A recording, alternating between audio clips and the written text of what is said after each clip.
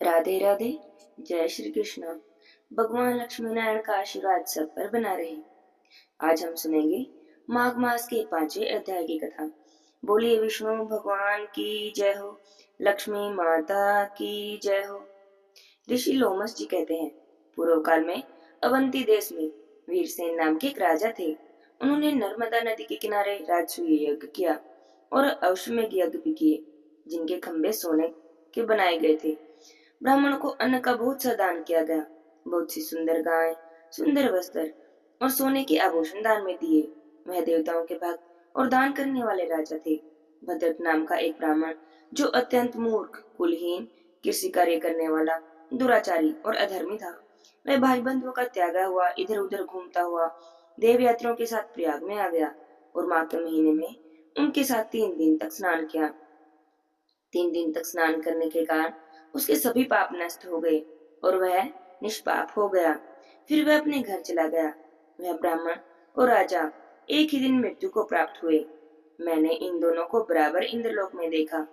तेज रूप, बल, स्त्री, वस्त्र और आभूषण दोनों समान थे।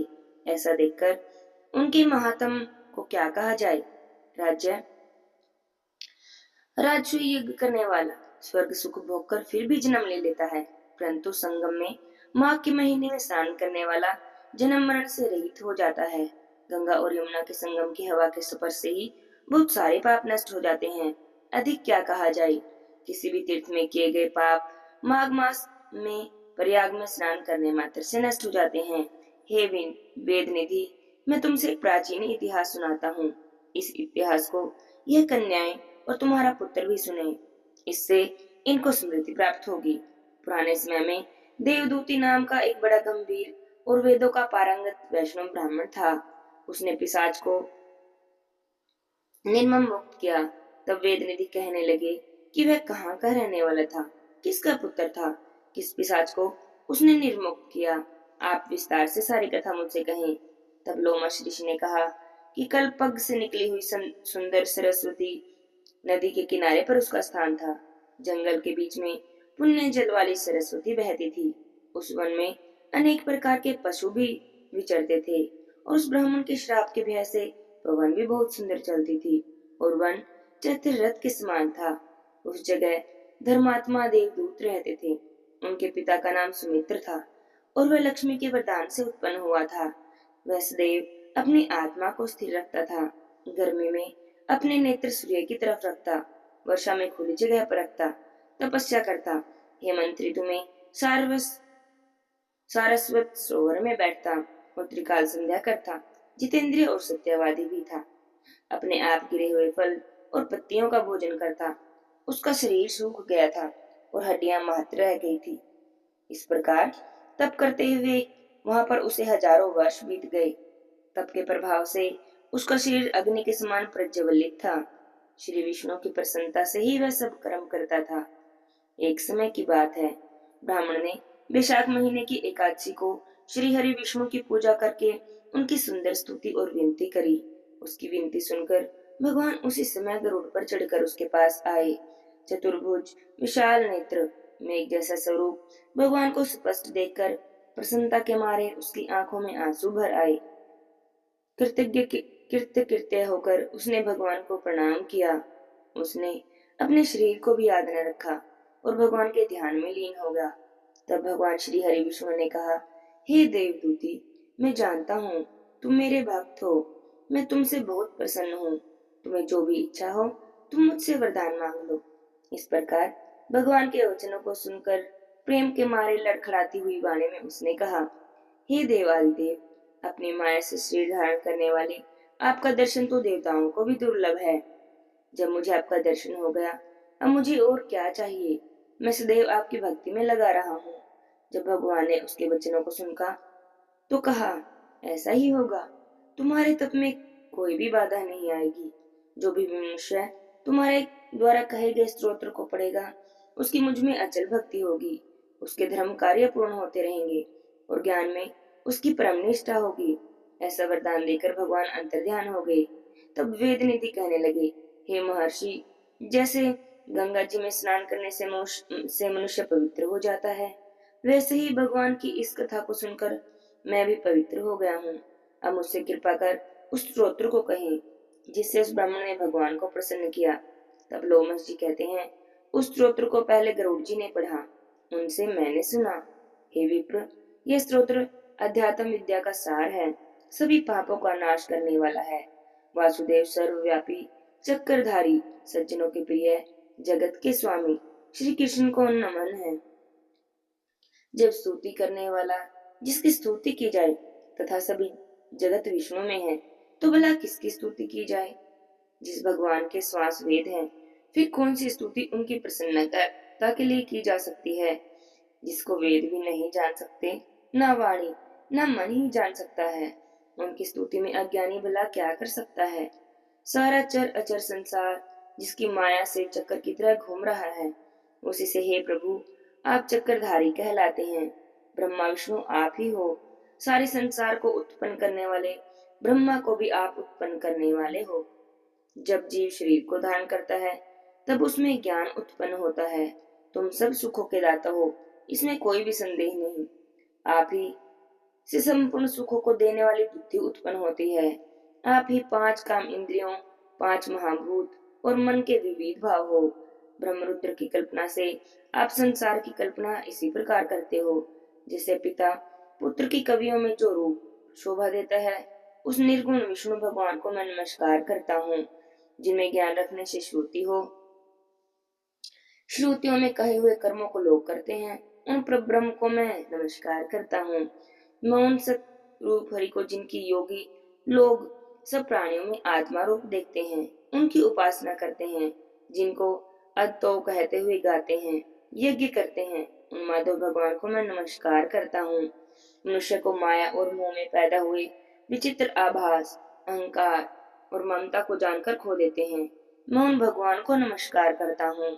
संसार में मनुष्य के मोह रूपी वायु से सदा भभक वाली ज्वाला आपके चरण कमल की छाया पहुंचने से ही नहीं जलाती, जिनके स्मरण मात्र से मोह, अज्ञान, रोग, दुख सब दूर हो जाते हैं, उन अनंत रूप को मैं नमस्कार करती हूँ। जिनके मिल जाने पर किसी दूसरे की इच्छा नहीं रहती, जिनको जानकर अदत्त को नहीं देखते हैं। यदि विष्णु शब्द का अर्थ है और उसके विषय का ज्ञान एक ही होता है, तो इस सत्य से हे माधव, इस संसार की माया में फंसकर तेरे ही ध्यान में रत रहता है।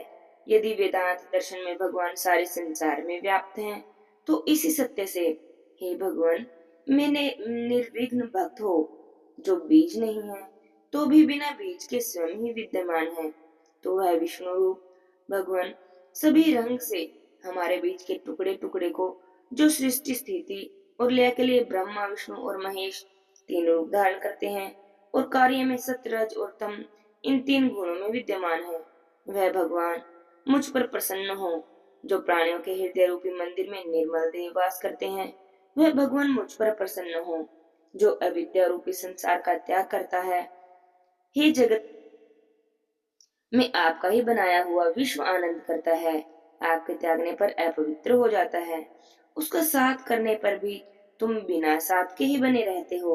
विकार रहित जिनके पंचभूत योग से पैदा हुआ चैतन्य मानते हुए उपासना करते हैं, जैन लोग आपके शरीर का परिणाम मानते हैं, सांख्यवादी तुम्ही को प्रकृति से परे पुरुष मानकर ध्यान करते हैं, जन्म इत्यादि से रहित चैत्य रूप सदा आनंद स्वरूप उपनिषद जिनकी महिमा गाते हैं, आकाश आदि पंच महाभूत देह मन बुद्धि इंद्रिया सब कुछ तुम ही हो, तुमसे अलग कुछ और नहीं। तुम ही सब प्राणियों को उत्पन्न करने वाले हो, मुझको शरण देने वाले हो। तुम अग्नि, रवि, इंद्र, होम, मंत्र, क्रिया और फल सब तुम ही हो। कर्म के फल देने वाले वैकुंठ में तुम्हारे सिवा कोई नहीं। मैं तुम्हारी शरण में हूँ। सब प्राणियों के हेतु और उनको शरण देने वाले भी तुम ही हो। जैसे युवा पुरुष की युवती में और युवती की युवा में प्रीति होती है, वैसे ही मेरी तुम में प्रीति हो गई है। जो पापी भी आपको प्रणाम करता है, उसको यमदूत ऐसे नहीं देखते जैसे उल्लू सूर्य को। प्रत्येक पाप मनुष्य को उस समय तक सुखी देते हैं जब तक कि वह आपके चरण कमलों का सहारा नहीं ले लेता। जिसको जाति और धर्म को स्पर्श नहीं कर सकते तथा गतियां भी स्पर्श नहीं करती, जो इंद्रियों के वशीभूत नहीं है, जिनका बड़े बड़े मुनि लोग साक्षात्कार नहीं कर सकते, उन भगवान को मैं नमस्कार करता हूँ। जितने ज्ञान रूपी सुंदर गुण हैं, जिन्होंने सुख स्वरूप मोक्ष रूपी लक्ष्मी का आलिंगन किया है, जिन्होंने आत्मा स्वरूप सुख भोगा है, जिन्होंने ध्यान रूप से मृत्यु को वश में कर लिया है, ऐसे मुनियों से सेवित भगवान को सदा ही नमस्कार है। जो जन्म आदि से अलग हैं, जिनको काम क्रोध आदि दोष दुख नहीं देते, उन वासुदेव भगवान को मैं नमस्कार करती हूँ। जिनके ज्ञान की गति से अविद्या रूपी मल शुद्ध हो जाता है, जिनके ज्ञान रूपी शस्त्र से संसार रूपी शत्रु का नाश हो जाता है, उन दुखों के नाश करने वाले को मैं नमस्कार करती हूँ। जिस प्रकार सब स्थावर जंगम संसार को उत्पन्न करते हैं, इसी सत्य से भगवान मुझे दर्शन दे। इस प्रकार उनकी सच्ची भक्ति को देखकर भगवान ने प्रसन्न होकर उन ब्राह्मण को दर्शन दिए और ब्राह्मण की स्तुति से प्रसन्न होकर उनको वरदान देकर भगवान अंतर ध्यान हो गए। वह ब्राह्मण कृत्य होकर भगवान में लीन हो गए और शिष्यों के इस साथ स्तोत्र को पढ़ते हुए तपोवन में रहने लगे। जो कोई भी स्तुति को पढ़ता है, सुनता है अथवा दूसरों को सुनाता है, उसकी बुद्धि कभी भी पाप में नहीं लगती और ना ही वह बुरा फल देखता है। इसके कीर्तन से मनुष्य की बुद्धि, मन और इंद्रियां स्वस्थ हो जाती हैं। जो भक्ति पूर्वक इसके अर्थ को विचार कर इसका जप करता है, वह वैष्णव पद को प्राप्त होता है। इस स्तुति को पढ़ने से सभी मनोवांछित कार्य सिद्ध हो जाते हैं। जो मनुष्य सुपुत्र प्राप्त करता है, धन प्राप्त और चिरायु को प्राप्त करता है, इसके पाठ से बुद्धि, धन, यश, कीर्ति, ज्ञान और धर्म बढ़ते हैं। दुष्ट ग्रहों की शांति होती है, व्याधियों और अनिष्ट को यह दूर करता है, दुर्गति से तारता है। इसको पढ़ने से सिंह, व्याघ, चोर, भूत, पिशाच, देव और राक्षस का भय नहीं रहता। जो प्रतिदिन भगवान का पूजन करके स्तुति को पढ़ता है, वह पापों से ऐसे अलग हो जाता है जैसे जल पंख से कमल का कोई भी स्त्रोत को एक काल, 2 काल या 3 काल तक पढ़ता है, वह अक्षय फल को प्राप्त करता है। जो भी मनुष्य प्रातः काल इस स्तोत्र का पाठ करता है, वह इस लोक में और परलोक में सुख को पाता है। वेद दाती ब्राह्मण का बनाया हुआ यह स्त्रोत्र भगवान को अति प्रिय है और भगवान के दर्शन कराने वाला है। योग संसार गर नाम का यह स्त्रोत्र परम पवित्र है। जो कोई भी भक्ति पूर्वक इसे पढ़ता है, वह विष्णु लोक को जाता है। अब मैं तुमसे पिशाच मोक्ष की कथा कहता हूँ, तुम ध्यान से सुनो। बहुत समय पहले की बात है। द्रविड़ नगर में चित्र नाम वाला एक राजा था। वह बड़ा ही शूरवीर, सत्यपरायण और पुरोहितों को आगे करके यज्ञ कराता था। दक्षिण दिशा में उसका राज्य था। उसके कोष धन से भरे हुए थे। उसके पास बहुत से हाथी, घोड़े और रथ थे। वह अत्यंत शोभा को प्राप्त होता था। बहुत सी स्त्रियों के साथ क्रीड़ा भी करता था। उसने यज्ञ बहुत किए। वह नित्य अतिथियों का भी पूजन करता था। शस्त्र विद्या में निपुण था। ब्रह्मा, विष्णु, महेश और सूर्यदेव की पूजा करता था। वह जंगल में भी स्त्रियों से घिरा रहता और उनसे क्रीड़ा करता। एक बार वह पाखंडियों के मंदिर में गया और वे दिन भस्म लगाए महात्मा बने हुए पाखंडियों से उस राजा की बातचीत हुई। पाखंडियों ने कहा, हे राजन, शैव धर्म की महिमा सुनो। इस धर्म के प्रभाव से मनुष्य पाप को काटकर मुक्त हो जाता है। स्वर्णों में शैव मत मुक्ति देने वाला है। शिव की आज्ञा के बिना दान, यज्ञ और तप से कुछ नहीं कर बनता। शिव का सेवक होकर भस्म धारण करने से, जटा रखने से मनुष्य मुक्त हो जाता है। जटा धारण करने और भस्म लेपन से ही मनुष्य शिव के समान हो जाता है। इसके बराबर और कोई पुण्य नहीं। जटा भस्म धारण किए हुए सभी योगी शिव के समान होते हैं। अंध, जड़ और मूर्ख सब जटा से ही पहचाने जाते हैं। विश्वामित्र क्षत्रिय होकर तब से ब्राह्मण हो गए। वाल्मीकि चोर होकर उत्तम ब्राह्मण हो गए। अतः शिव पूजा में किसी बात का विचार नहीं। तब से ही ब्रह्म तप हो जाता है, तप को प्राप्त हो जाता है, जन्म से नहीं। इस कारण शिव का दर्शन उत्तम है और शिव के सिवाय दूसरे देवता का कभी पूजन न कर। शिव तपस्वी को विष्णु का त्याग कर देना चाहिए। विष्णु के दर्शन से शिव का द्रोह उत्पन्न होता है और शिव के द्रोह से ररव आदि नरक मिलते हैं। इसी से भवसागर से पार होने के लिए विष्णु का नाम कभी नहीं लेना चाहिए। शिव भक्त निशंक होकर जो शिव से प्रेम करता है वह कैलाश में वास करता है, इसमें कोई भी संदेह नहीं। इस धर्म का पालन करने वाले का कभी नाश नहीं होता। उनके ऐसे वचन सुनकर राजा भी मोह में आ गया और मोह में आकर उनका धर्म ग्रहण ग्रहण कर लिया। वैदिक धर्म को त्याग दिया। वह श्रुति, स्मृति और ब्राह्मणों की निंदा करने लगा। उसने अपने घर के अग्निहोत्र को बुझा दिया, धर्म के सभी कार्य बंद कर दिए, विष्णु की निंदा करने लगा और वैष्णव से द्वेष रखने लगा और कहने लगा, कहाँ है विष्णु, कहाँ देखा जाता है, कहाँ रहता है, बताओ तो जरा, किसने देखा है उसे। राजा की बुद्धि इतनी मलिन हो गई थी कि जो लोग नारायण का भजन करते थे वह उन्हें दुख देता था, पापियों का मत ग्रहण करता। राजा वेद, वैदिक धर्म, व्रत, दान और दानी को नहीं मानता था, अन्याय से दंड देता। वह कभी कामी राजा, सदा स्त्रियों के समूह से घिरा रहता, क्रोध से भरा रहता, गुरु और पुरोहित के वचनों को भी नहीं मानता, पाखंडियों पर विश्वास करता हुआ उनको गांव, हाथी, घोड़े, स्वर्ण आदि दे देता, उनके सब कार्य करता, भस्म धारण करता और मस्तक पर जटा रखता। जो कोई विष्णु का नाम लेगा उसे मृत्यु का दंड दिया जाएगा। यह ढंढोरा उसने पिटवा दिया।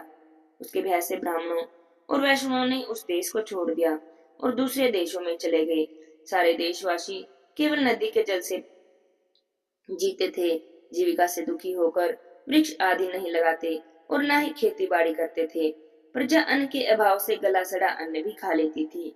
आचार, विचार, अग्नि क्रिया सब कुछ छोड़कर काल रूप की तरह वह राजा शासन करता था। कुछ काल के बाद उस राजा की मृत्यु हो गई और वैदिक रीति से उसकी क्रिया भी नहीं की गई। वह यमदूतों से अनेक प्रकार के दुख उठाता रहा। कहीं लोहे के किलों पर से चलना पड़ता, कहीं अंगारों पर से चलना पड़ता, जहाँ सूर्य अति तीर था और कोई छायादार वृक्ष भी नहीं था। कहीं लोहे के डंडों से पीटा गया, कहीं बड़े बड़े दांत वाले भेड़ियों और कुत्तों से काटा गया। इस प्रकार दूसरे पापियों के हाहाकार को सुनता हुआ वह राजा यमलोक में पहुंच गया। लोमस जी कहते हैं, वह राजा पहले तो ताम्र नामी नरक में गया, फिर अंधतामिस नाम नरक में गया, जहाँ पर उसे बहुत दुख प्राप्त हुए। फिर महारर, फिर कालसूत्र नामक महान नरक में गया, फिर मूर्छा को प्राप्त हो गया। मूर्छा से चेतना में आने पर तापन और संप्रापत नगर में गया। अनेक दुखों को भोगता हुआ वह प्रताप नाम के नगर में गया। तब का कोलकुटपन, पूर्वोक्ति का लोह, शंकु, मन, जीप आदि नरों में होता हुआ असी पवित्र वन में पहुंच गया। फिर लोह धारक आदि नरकों पे पिशाच हुआ। उस वन में भूखा प्यासा फिरता रहा। उसको मेरु पर्वत पर कहीं भी खाने को भोजन न मिला, न ही पीने को जल मिला। भूख के कारण वह पिशाच घूमता हुआ एक समय वन में जा निकला। बहुत दुखी होकर हाय मैं मर गया, हाय मैं मर गया, ऐसा जोर जोर से पुकारने लगा। कहने लगा, भूख से दुखी मेरे इस जीवन का अंत कब होगा? इस पाप रूपी समुद्र में डूबते हुए को कौन सहारा देगा? लोमस जी कहते हैं, इस प्रकार वेद पाठ करते हुए देवदूत ने उसके भयंकर वचनों को सुना। वहां पर उन्होंने एक पिशाच को देखा।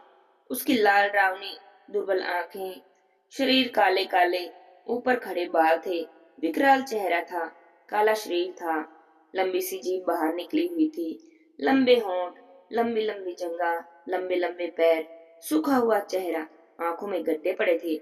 ऐसे पिशाच को देखकर देवदूत ने कहा कि तुम कौन हो? ऐसी करुणा से यहाँ क्यों रोते हो? तुम्हारी ऐसी दशा कैसे हुई? तुम्हारा मैं क्या उपकार करूं? मेरे आश्रम पर आ जाने से कोई भी प्राणी दुखी नहीं रहता। वैष्णव लोग आनंद ही करते हैं। तो हे बदर, तुम अपने इस दुख का कारण मुझसे जल्दी कहो, क्योंकि विद्वान मनोरथ पाने के लिए विलंब नहीं करते। ऐसे वचन सुनकर प्रेत ने रोना बंद कर दिया और विनीत भाव से कहने लगा, हे ब्राह्मण, मैं किसी बड़े पुण्य में मुझको आपके दर्शन हुए हैं। बिना पुण्य के साधुओं की संगति नहीं होती। फिर उसने अपने जन्म का वृतांत कहा कि भगवान विष्णु से द्वेष के कारण मेरी यह दशा हुई है। जिस हरि का नाम यदि अंत समय में मनुष्य के मुख से निकल जाए तो मनुष्य विष्णु पद को प्राप्त हो जाता है, जो सबका पालन करता है। मैंने उन्हीं से द्वेष किया। यह सब मेरे कर्मों का ही दोष है, जिनके ब्राह्मण तप के द्वारा प्रार्थना करते हैं, ब्रह्म देवी, और अंत नहीं। उन भगवान के साथ मैंने द्वेष किया। जो कुछ मैंने पुण्य किए थे वह सब विष्णु के द्वेष रूपी अग्नि में भस्म हो गए। यदि किसी प्रकार मेरे इस पाप का नाश हो जाए तो मैं भगवान विष्णु के सिवा किसी और देवता का पूजन नहीं करूंगा। भगवान विष्णु का द्वेष करके मैंने बहुत समय तक नरक की यातना भोगी है। अब पिशाच योनि में पड़ा हूँ कि किसी अच्छे कर्म के योग से आपके आश्रम में आया हूँ, जहाँ पर आपके सूर्य रूपी दर्शन ने मेरे दुख समान अंधकार को दूर कर दिया है। अब आप कोई ऐसा उपाय करें जिससे मेरी यह पिशाच योनि दूर हो जाए, क्योंकि सज्जन पुरुष उपकार करने में देर नहीं करते। देवदूती ने क्या किया और किस प्रकार उस पिशाच का उद्धार किया, यह हम अगले अध्याय में जानेंगे। आज के अध्याय की कथा यहीं पर समाप्त होती है। बोलिए विष्णु भगवान की जय हो, लक्ष्मी माता की जय हो। जय जय श्री राधे श्याम।